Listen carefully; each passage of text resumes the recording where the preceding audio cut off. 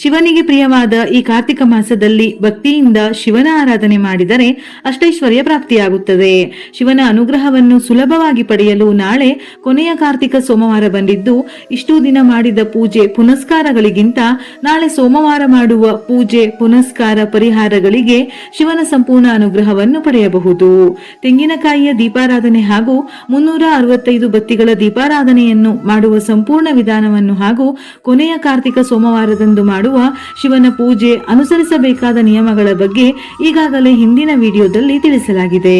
ಕೊನೆಯ ಕಾರ್ತಿಕ ಸೋಮವಾರದಂದು ಭಗವಾನ್ ಶಿವನನ್ನು ಪೂಜಿಸುವುದರಿಂದ ನಿಮ್ಮ ಜೀವನದಲ್ಲಿರುವ ಸಂಕಷ್ಟಗಳೆಲ್ಲ ದೂರವಾಗುತ್ತದೆ. ನಿಮ್ಮ ಮನಸ್ಸಿನಲ್ಲಿರುವ ಪ್ರತಿಯೊಂದು ಕೋರಿಕೆಗಳು ಇಷ್ಟಾರ್ಥಗಳು ನೆರವೇರುತ್ತದೆ. ಕಾರ್ತಿಕ ಮಾಸದಲ್ಲಿ ಇಷ್ಟೂ ದಿನ ಪೂಜೆಯನ್ನು ಮಾಡಲು ಸಾಧ್ಯವಾಗದವರು ಈ ಶುಭ ದಿನದಂದು ಮನೆಯಲ್ಲಿ ಪೂಜೆಯನ್ನು ಮಾಡಬೇಕು. ಕಾರ್ತಿಕ ಸೋಮವಾರದಂದು ಮನೆಯಲ್ಲಿ ದೀಪಾರಾಧನೆ ಮಾಡುವವರು ಹಿಟ್ಟಿನ ದೀಪಾರಾಧನೆಯನ್ನು ಮಾಡಿ ಪೂಜಿಸಿದರೆ ದುಪ್ಪಟ್ಟು ಪುಣ್ಯ ಸಿಗುತ್ತದೆ. ಹಿಟ್ಟಿನ ದೀಪಕ್ಕೆ ಹಸುವಿನ ತುಪ್ಪವನ್ನು ಸೇರಿಸಿ ದೀಪ ಬೆಳಗಿದರೆ ನಿಮ್ಮ ಮನೆಯಲ್ಲಿ ಲಕ್ಷ್ಮೀ ಕಟಾಕ್ಷವು ನೆಲೆಸುತ್ತದೆ. ಹಿಟ್ಟಿನ ದೀಪವನ್ನು ತಯಾರಿಸಲು ಅಕ್ಕಿ ಹಿಟ್ಟು ಹಾಲನ್ನು ಸೇರಿಸಿ ದೀಪಗಳನ್ನು ತಯಾರಿಸಬೇಕು. ಇಲ್ಲವೆಂದರೆ ಅಕ್ಕಿ ಹಿಟ್ಟು ಗೋಧಿ ಹಿಟ್ಟಿಗೆ ಹಾಲನ್ನು ಸೇರಿಸಿ ದೀಪವನ್ನು ತಯಾರಿಸಿ ಶಿವನ ಮುಂದೆ 2 ದೀಪವನ್ನು ಬೆಳಗಬೇಕು. ನಂತರ ಪೂಜೆಯಲ್ಲಿ ಬಾಳೆಹಣ್ಣನ್ನು ನೈವೇದ್ಯವಾಗಿಟ್ಟು 21 ಬಾರಿ ಓಂ ನಮಃ ಶಿವಾಯ ಪಠಿಸಿ ಶಿವನಿಗೆ ಆರತಿಯನ್ನು ಮಾಡಿ 3 ಪ್ರದಕ್ಷಿಣೆಯನ್ನು ಹಾಕಬೇಕು.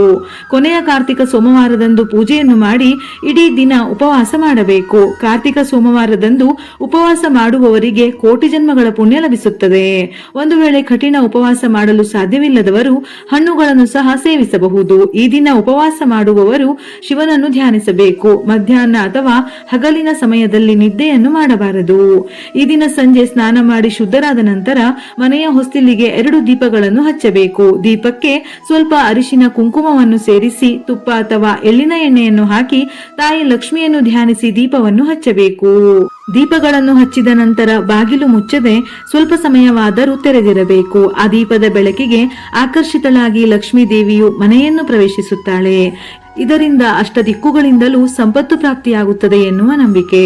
ಸಂಜೆ ಸೂರ್ಯಾಸ್ತದ ನಂತರ 6 ಗಂಟೆಯ ಸಮಯದಲ್ಲಿ ಶಿವನ ದೇವಾಲಯಕ್ಕೆ ಹೋಗಿ ಧ್ವಜಸ್ತಂಭದ ಬಳಿ 365 ಬತ್ತಿಗಳ ದೀಪವನ್ನು ಬೆಳಗಿಸಿ. ಇಲ್ಲವಾದರೆ ನೆಲ್ಲಿಕಾಯಿಯ ದೀಪಾರಾಧನೆಯನ್ನು ಮಾಡಬಹುದು. ಈ 2 ದೀಪಾರಾಧನೆಯನ್ನು ದೇವಸ್ಥಾನ ಹಾಗೂ ಮನೆಯಲ್ಲೂ ಮಾಡಬಹುದು. ಕಾರ್ತಿಕ ಸೋಮವಾರದಂದು ಪರಮಾತ್ಮನು ಮುಕ್ಕೋಟಿ ದೇವರುಗಳು ತ್ರಿಮೂರ್ತಿಗಳ ಸಮೇತ ಶಿವನು ಕಾಣಿಸಿಕೊಳ್ಳುತ್ತಾನೆ ಎನ್ನುವ ನಂಬಿಕೆ. ಹಾಗಾಗಿ ದೀಪವನ್ನು ಪರಮಾತ್ಮನೆಂದು ಭಾವಿಸಿ ನಿಮ್ಮ ಕೋರಿಕೆಯನ್ನು ಪ್ರಾರ್ಥಿಸಿ ಭಕ್ತಿಯಿಂದ ನಮಸ್ಕರಿಸಬೇಕು. ಈ 365 ಬತ್ತಿಗಳ ದೀಪಾರಾಧನೆ ಹಾಗೂ ನೆಲ್ಲಿಕಾಯಿಯ ದೀಪಾರಾಧನೆಯನ್ನು ಯಾರು ಮಾಡುವರೋ ಅವರ ಮನೆಯಲ್ಲಿ ಲಕ್ಷ್ಮೀ ಆಶೀರ್ವಾದದ ಜೊತೆ ಮನೆಯಲ್ಲಿ ಧನ ಕನಕ ಸಂಪತ್ತು ನೆಲೆಸುತ್ತದೆ. ಕಾರ್ತಿಕ ಮಾಸದಲ್ಲಿ ಕಡ್ಡಾಯವಾಗಿ ಹಚ್ಚಬೇಕಾದ ದೀಪಾರಾಧನೆಗಳಲ್ಲಿ ತೆಂಗಿನಕಾಯಿಯ ದೀಪಾರಾಧನೆಯು ಒಂದು. ತೆಂಗಿನಕಾಯಿಯ ದೀಪಾರಾಧನೆಯು ಶಿವನಿಗೆ ಅತ್ಯಂತ ಪ್ರಿಯವಾದ ದೀಪಗಳಲ್ಲಿ ಒಂದಾಗಿದೆ. ಹಾಗಾಗಿ ಈ ಕಾರ್ತಿಕ ಮಾಸದ ಅಂತ್ಯದ ಮೊದಲು ಶಿವನ ಸಂಪೂರ್ಣ ಆಶೀರ್ವಾದಕ್ಕಾಗಿ ತೆಂಗಿನಕಾಯಿಯ ದೀಪಾರಾಧನೆ ಮಾಡಿ. ಮುಖ್ಯ ಬಾಗಿಲು ಅಂದರೆ ಮನೆಯ ಹೊಸ್ತಿಲನ್ನು ಲಕ್ಷ್ಮೀ ದೇವಿಯ ರೂಪವೆಂದು ಹೇಳುತ್ತಾರೆ. ಈ ಕಾರ್ತಿಕ ಸೋಮವಾರದಂದು ನೀವು ನಿಮ್ಮ ಮನೆಯ ಬಾಗಿಲಿಗೆ ಅರಿಶಿನವನ್ನು ಲೇಪಿಸಬೇಕು. ಸ್ತ್ರೀಯರು ಬಾಗಿಲಿಗೆ ಅರಿಶಿನ ಕುಂಕುಮವನ್ನು ಹಚ್ಚಿ ಪ್ರಾರ್ಥಿಸಿದರೆ ಆ ಕುಟುಂಬಕ್ಕೆ ಲಕ್ಷ್ಮೀ ಕಟಾಕ್ಷ ನೆಲೆಸುತ್ತದೆ. ಪತಿಯ ಆದಾಯವು ವೃದ್ಧಿಯಾಗುತ್ತದೆ.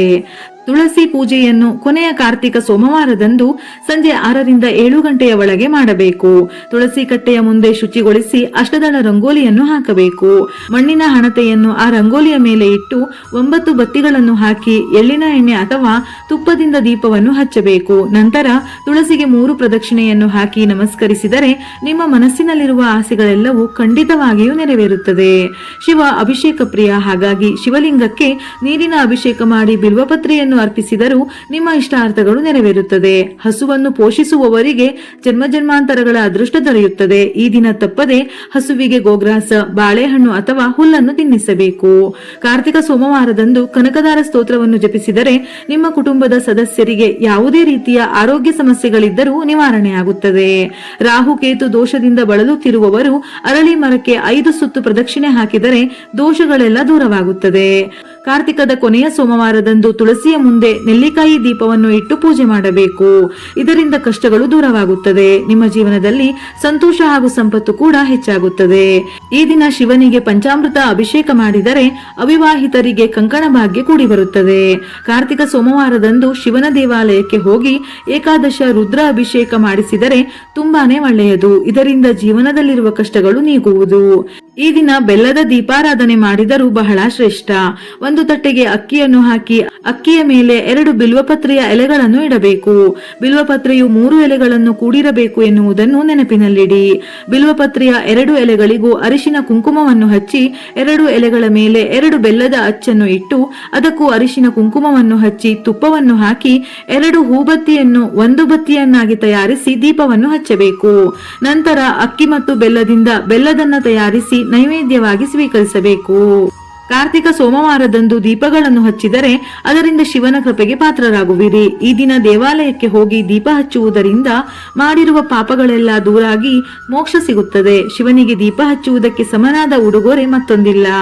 ಯಾರು ಕಾರ್ತಿಕ ಮಾಸದಲ್ಲಿ ಎಳ್ಳಿನ ಎಣ್ಣೆಯಲ್ಲಿ ಶ್ರೀಹರಿಗೆ ದೀಪ ಹಚ್ಚುತ್ತಾರೋ ಅವರಿಗೆ ಶಿವ ಆರೋಗ್ಯ ಐಶ್ವರ್ಯ ಕೊಟ್ಟು ಹರಸುತ್ತಾನೆ. ವಿಡಿಯೋ ಇಷ್ಟ ಆಗಿದ್ದಲ್ಲಿ ಮರೆಯದೆ ಲೈಕ್ ಮಾಡಿ. ಹೆಚ್ಚಿನ ಮಾಹಿತಿಗಳಿಗಾಗಿ ನಮ್ಮ ಫೇಸ್ಬುಕ್ ಪೇಜ್ ಅನ್ನು ಫಾಲೋ ಮಾಡಿ. ಇದೇ ರೀತಿಯ ಮನಮುಟ್ಟುವ ಉಪಯುಕ್ತ ಮಾಹಿತಿಗಳಿಗಾಗಿ ಮತ್ತೆ ಭೇಟಿಯಾಗೋಣ.